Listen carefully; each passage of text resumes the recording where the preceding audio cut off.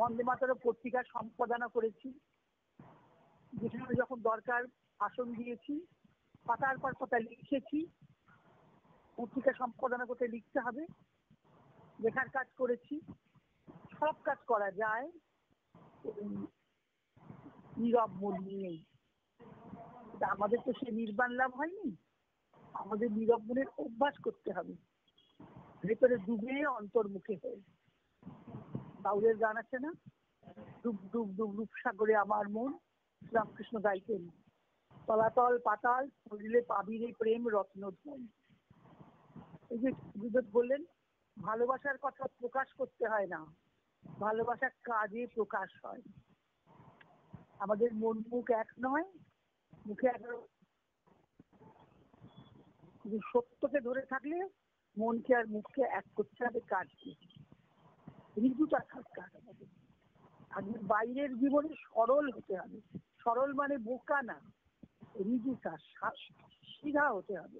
যেমন একটা গাছ, শাল গাছ যেমন সোজা হয়ে ওঠে, থেকে পেরে ওঠে না, এরকম সোজা থাকতে হবে, সত্যকে ধরে থাকতে হবে।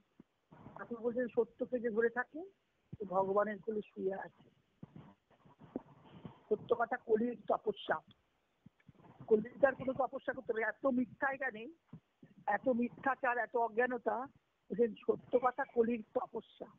কলিকালে অত হেটমুন্ডে একবারে বনে গিয়ে, জঙ্গলে গিয়ে, পাহাড়ে গিয়ে কেউ তপস্যা করার তার অধিকারী হবে না। দুটি কথা বলেছেন না, ভাগবত বলেছেন নাম কথা, নামের কথা, আর একটা হচ্ছেন ঠাকুর বললেন সত্যকে ধরে থাকার। সত্য হলো তপস্যা। তাহলে সত্যকে দেখতে গেলে আমার নিজের ভেতরটাকে দেখতে হবে, নিজের ভেতরে আলো ফেলতে হবে। শ্রীরামকৃষ্ণের কথা আবার আসছে, বলছেন যে আমার ভিতরে যিনি অন্তর্যামী আছেন তাকে দেখতে গেলে আমার মনের, নীরব মনের, নিস্তব্ধ মনের, শান্ত মনের আলোটা ফেলতে হবে। এটা একটা উদাহরণ দিয়েছেন যে সব যুদ্ধক্ষেত্রে সৈনিকরা মারা গেছে, সেনারা মারা গেছে, যিনি ডাক্তার, চিকিৎসক, সার্জেন, তিনি লণ্ঠন নিয়ে নিয়ে সবাইকে দেখছেন, কে আহত, কে মৃত। লণ্ঠন নিয়ে তিনি সকলের মুখে ফেলছেন, নিজের মুখে ফেলছেন না, তাকে কেউ দেখতে পাচ্ছে না। অর্থাৎ ভগবানের মধ্যে সবাই আছে, তিনি সবাইকে দেখছেন, কিন্তু আমরা তাকে দেখতে পাচ্ছি না। কথাটা বোঝানোর জন্য এটা বললেন।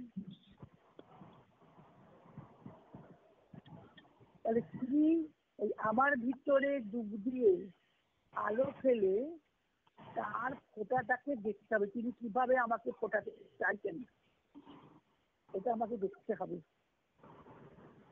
তাহলে আমার সেই ফোটার মধ্যে আমার কাজটা কি হবে, কর্মকেও দেখতে হবে, কর্মকে তার সঙ্গে যুক্ত করতে হবে।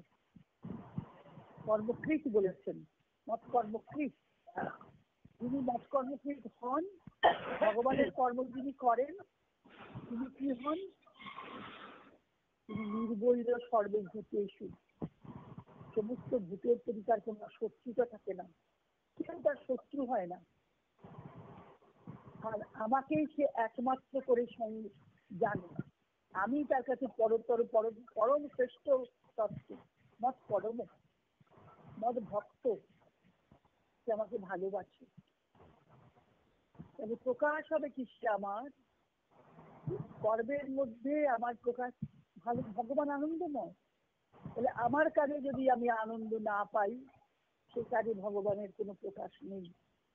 কর্মের মধ্যে যদি আমার বিরক্তি আসে, কর্মের মধ্যে যদি আমার অশ্রদ্ধা আসে, কর্মে যদি আমার অরতি হয়, বলেছেন না মা তুই সংগস্তে অকর্মণি, তাই বলেছেন, তোমার যেন অকর্মে আসক্তি না হয়। কর্মফলে আসক্তি থাকবে না, কিন্তু কর্মহীনতায় আসক্তি থাকবে না। কর্ম তোমাকে নিয়ত কুরু কর্ম, তোমাকে নিয়ত কর্ম করতে হবে। কর্ম জ্যায়হি অকর্মণে, অকর্ম কর্ম করা না করার থেকে কর্ম করা অনেক শ্রেষ্ঠ। তাহলে সেই কর্মটা কিরকম হবে, আমি এমন কর্ম করব না যাতে জগতে অসত্য আর অজ্ঞানের প্রভাব বাড়বে। তাহলে মিথ্যার আশ্রয় নেব না, অজ্ঞানতার আশ্রয় নেব না।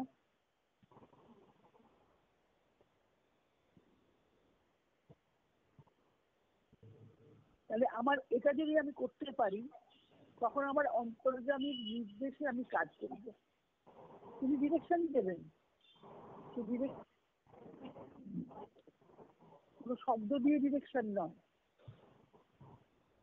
যদি আমি কান পেতে রই, আমি যদি কানটা ভেতরে দিয়ে রাখি,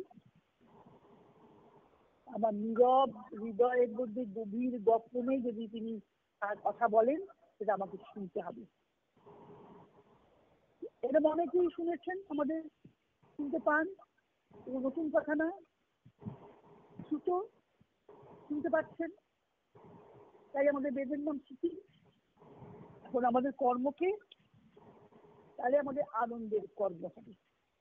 আনন্দের কর্মের সঙ্গে,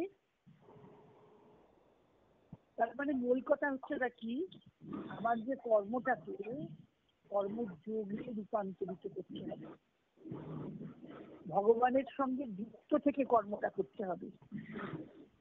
তাহলে যদি এই যে কর্মযোগ করতে গেলে প্রথম দরকার কি, কর্মকে যদি আমি যোগে রূপান্তরিত করতে চাই, যে কোনো আমার সাধারণ কর্ম, আমার যা জীবিকা অর্জন করছি, যা গৃহস্থ যে গৃহী তার যে ঘরের কাজ, যার যা শিক্ষক তার শিক্ষকতা কর্ম, যার যে বৃত্তি সেই যা কাজ করবে, সব কর্মের জন্যে আগে নিজের ভেতরটা দেখতে হবে, অন্তর্মুখ হতে হবে। কারণ কি বলেছেন ভগবান আর একটা, যে আমি তো কর্মেন্দ্রিয় দিয়ে কাজ করছি, কর্মেন্দ্রিয় কর্মযোগম অসত্য সব বিশেষ, কর্মেন্দ্রিয় দিয়ে কাজ করছি, কর্মযোগের করছি, কর্মকে যোগে পরিণত করব, কিন্তু আমি নিরাসক্ত থাকবো। নিরাসক্ত থাকতে গেলে আগে আমার মাঝে সত্যকে আর জ্ঞানকে উপলব্ধি করতে হবে, নিজের মধ্যে সেটা অনুভব করার চাই। তাহলে সেটা আমি কর্মে আমার ফুটবে কি করে?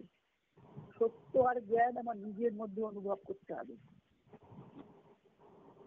আমার মধ্যে আগে আলো থাকা দরকার, আলো থাকা চাই। আমি অন্ধকারে ধরেছি, আমার ভেতরটা অন্ধকার, আমি সেই আলোতে, অন্ধকারতে কিছুই দেখা যায় না, আমি কাকে দেখবো? আমার যিনি অন্তরাত্মা আছেন তাকে দেখতে পাবো? দেখতে পাবো না। আলো যদি না থাকে, আলোর দ্বারাই আমরা আগে আলোটা ফোটাতে হবে। আলোটা ফোটাবো কি দিয়ে? সত্য দিয়ে, জ্ঞান দিয়ে।